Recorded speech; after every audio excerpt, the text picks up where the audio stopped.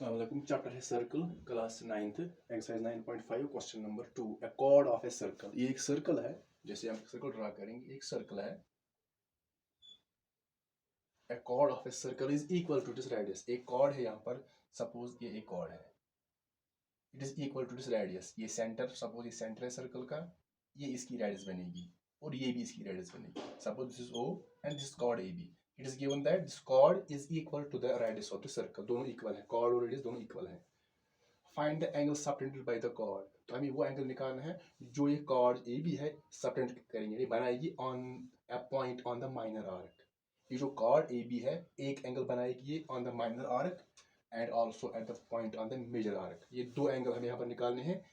जो ये कॉर्ड है एक तो एंगल बनाएगी ऑन द माइनर आर्क, ये माइनर आर्क है ए से बी तक, तो यहाँ से यहाँ तक मेजर आर्क है। तो पहले यहाँ पर देखेंगे ये वाला एंगल, दिस। तो जो कॉर्ड ए बी है ये बनाइए for example P. So angle A P B जो है ये कॉर्ड ए बी बना रही है ऑन द माइनर आर्क। और सपोज हम यहाँ पर एक और एंगल ड्रा करेंगे ऐसे, यही कॉर्ड ए बी दूसरा एंगल बना रही है, this is Q A Q B. तो ये कॉर्ड ए बी है, ये दूसरा एंगल बना रही है on a point on the major arc. तो जो कॉर्ड ए बी है यहाँ पर दो एंगल निकालने हैं। कौन से दो एंगल? ये कॉर्ड एक एंगल बना रहे हैं ऑन द माइनर आर्क और यही कॉर्ड बना रहे दूसरा angle on the major arc. So ये एंगल ए पी बी और ए क्यू बी, ये दो एंगल हमें निकालने हैं। एक तो ये एंगल, दूसरा ये एंगल।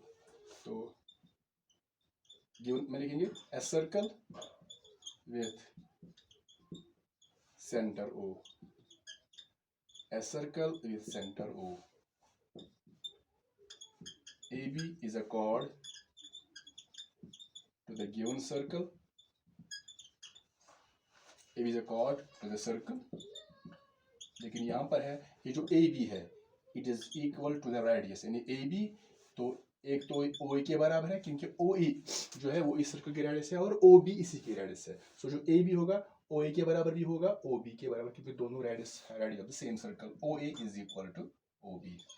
तो यहाँ पर हमें टू फाइंड, यहाँ पर हमें तो एक निकालना है angle A P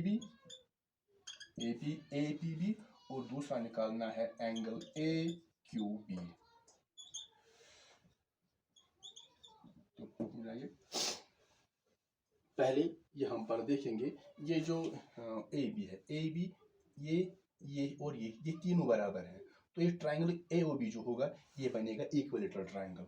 so in triangle A O B या O A B, in triangle A O B जो ओ ए है it is equal to O B, it is equal to A B, ये तो given है। Therefore triangle A O B जो होगा, triangle A O B is an equilateral, it is an equilateral triangle.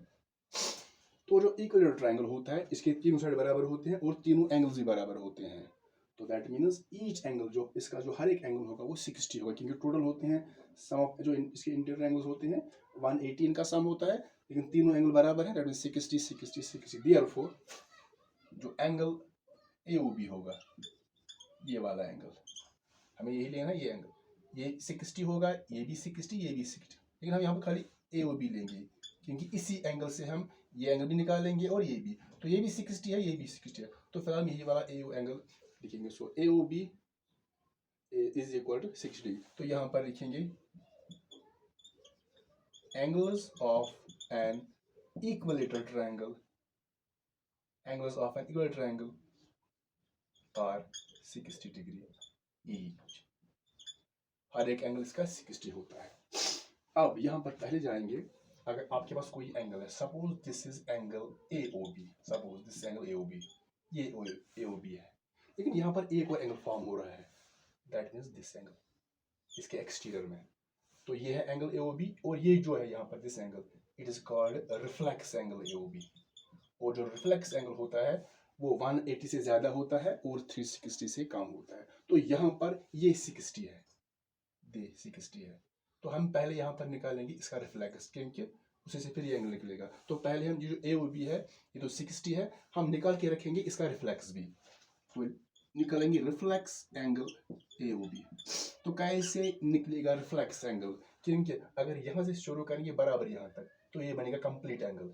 तो ये होता है 360, कंप्लीट एंगल 360 होता है। अगर ये 60 है तो ये कितना होगा 360 माइनस 60। तो फॉर्मूला है 360, क्योंकि ये कंप्लीट एंगल बनेगा। अगर बराबर जाएंगे यहाँ से यहाँ तक माइनस करेंगे 60 डिग्री तो ये बनेगा 300 डिग्री। तो AOB अगर 60 है तो ये तो 60 अब आ गया 60, और ये जो इसका रिफ्लेक्स है ये आएगा 300, क्योंकि टोटल का सम 360। अगर रिफ्लेक्स दिया गया है, अगर ये दिया गया है एंगल, तो हम ये भी निकाल सकते हैं कैसे 360 माइनस दिस एंगल गिवन है। तो यहाँ पर हमने रिफ्लेक्स AOB निकाल दिया। अब यहाँ पर देखेंगे, पहले हम लेंगे ये वाली माइनर आर्क APB, ये माइनर आर्क है, और दिस AQB मेजर आर्क है। तो पहले लेंगे माइनर वाली आर्क। तो लिखेंगे माइनर आर्क APB, और ये कॉर्ड भी है, चाहे कॉर्ड लेंगे या माइनर आर्क लेंगे। तो ये माइनर आर्क जो है ये एंगल बना रहे हैं AOB at centre. Minor arc APB subtends angle AOB at the center and angle AQB, जैसे हमने पहले किया है पहले क्वेश्चन में, AQB on the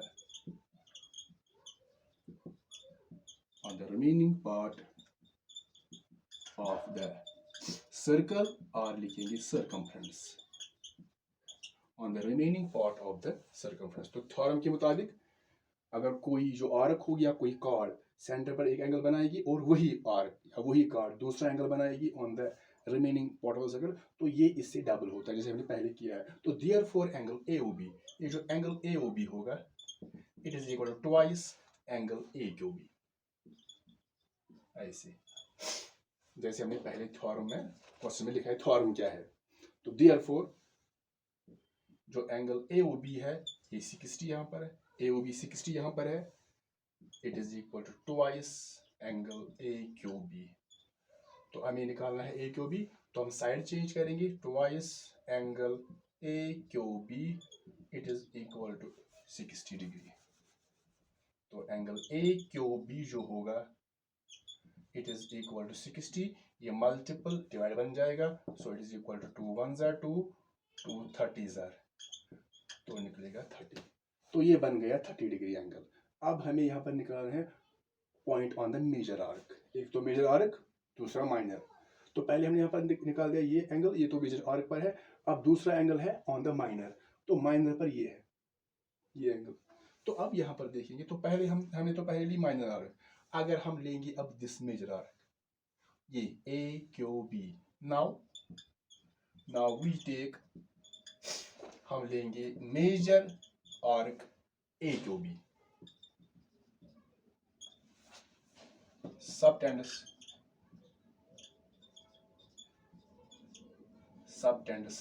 तो ये देखेंगे जो मेजर आर्क है ये कौन सा एंगल बना रही है सेंटर पर, जैसे यहाँ से बिल्कुल यहाँ तक। तो अगर हम ये लेंगे ये वाली माइनर, तो ये है, और ये जो यहाँ पर ऐसे, तो ये बनेगा ऐसे। तो ये जो मेजर आर्क AQB है ये वाला एंगल बना रही है, दैट मीन्स रिफ्लेक्स AOB बना रही है सेंटर पर। AB सबटेंडस reflects angle AOB at the center, reflects angle AOB at the center, and अब यही जो मेजर आर्क है दूसरा एंगल बना रही है ऑन द रिमेनिंग पार्ट। तो यहाँ पर हमने ली मेजर आर्क, तो माइनर बन गया रिमेनिंग। अगर माइनर लेंगे तो मेजर बनेगा remaining part at the centre, and angle this APB, angle APB on the remaining part of the circle या circumference। तो अब यहाँ पर देखेंगे ये जो एंगल होगा ये वाला एंगल ये इससे डबल होगा, ये वाला reflex AOB। Therefore reflex angle AOB जो होगा सेंटर वाला एंगल, रिफ्लेक्स AOB जो होगा ये इस एंगल से नहीं, एंगल APB से ट्वाइस एंगल APB।